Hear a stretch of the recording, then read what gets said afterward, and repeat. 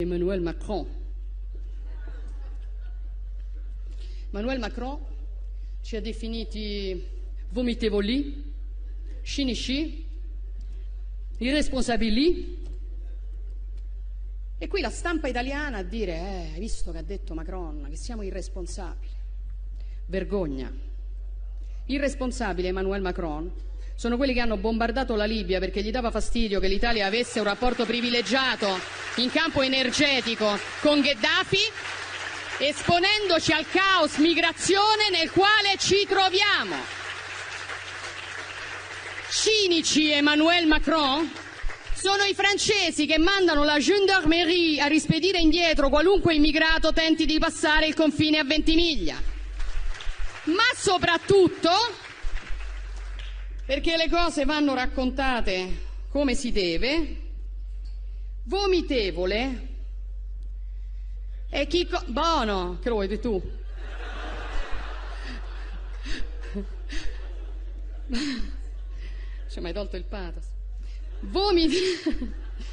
Vomitevole è chi, come la Francia, continua a sfruttare l'Africa stampando moneta per 14 nazioni africane sulle quali applica il signoraggio, facendo lavorare bambini nelle miniere, estraendo materie prime come accade in Niger, dove la Francia estrae il 30% dell'uranio che gli serve a far camminare le centrali nucleari e il 90% dei nigerini vive senza elettricità.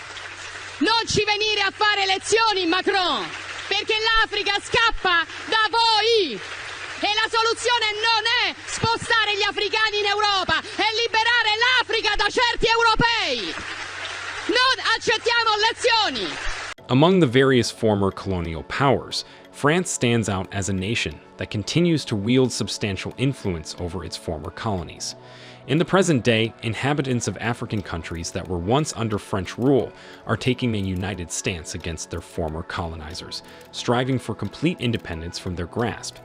This leads to the question: what specific actions or ongoing practices by France have contributed to this widespread discontent? Italian Prime Minister Giorgia Meloni has consistently brought attention to France's alleged wrongdoings, especially in the aftermath of the Niger coup, and her statements have garnered considerable attention. Prime Minister Giorgia Meloni has consistently raised concerns about the perceived mistreatment of Africans at the hands of France. She has continuously criticized France for what she views as its exploitation of the resources within African nations.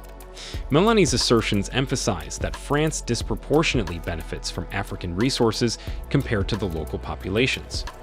According to her perspective, addressing the issue of illegal immigration requires putting an end to the exploitative practices imposed upon Africans and granting them the opportunity to liberate themselves from these unjust circumstances.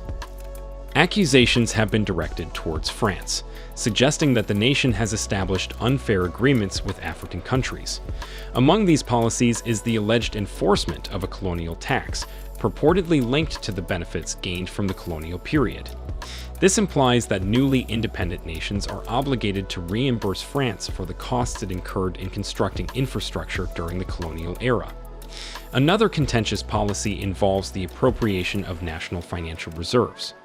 According to this arrangement, African nations are compelled to deposit their financial reserves into the French central bank. As a result, France has maintained control over the financial reserves of 14 African countries since 1961. These countries encompass Benin, Burkina Faso, Guinea-Bissau, Ivory Coast, Mali, Niger, Senegal, Togo, Cameroon, the Central African Republic, Chad, Congo-Brazzaville, Equatorial Guinea, and Gabon. Notably, in 2019, there was a proposal put forth by 8 West African countries advocating for the withdrawal of their currency reserves from the French central bank. A notable point of contention between France and its former colonies pertains to the issue of raw materials and resources. Among these, the Sahel nation stands out as a significant global producer of uranium, supplying a substantial amount of uranium to the European Union, particularly to France.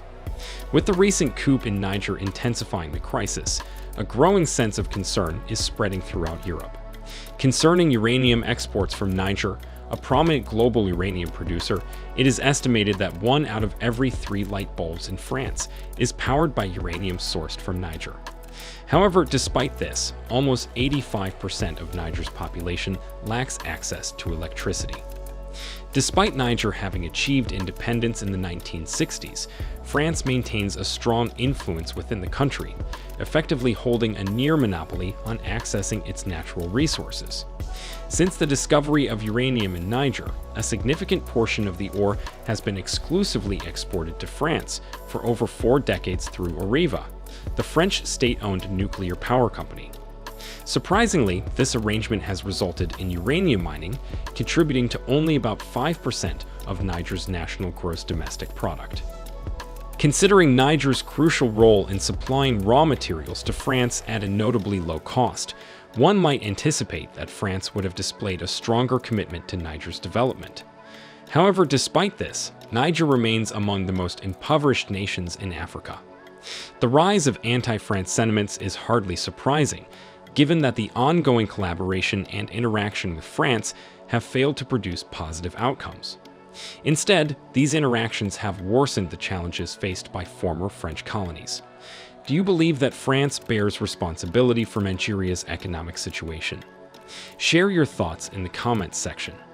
If you found this video engaging, please make sure to like, comment, share, and subscribe to Think Rich Africa for more exciting upcoming videos.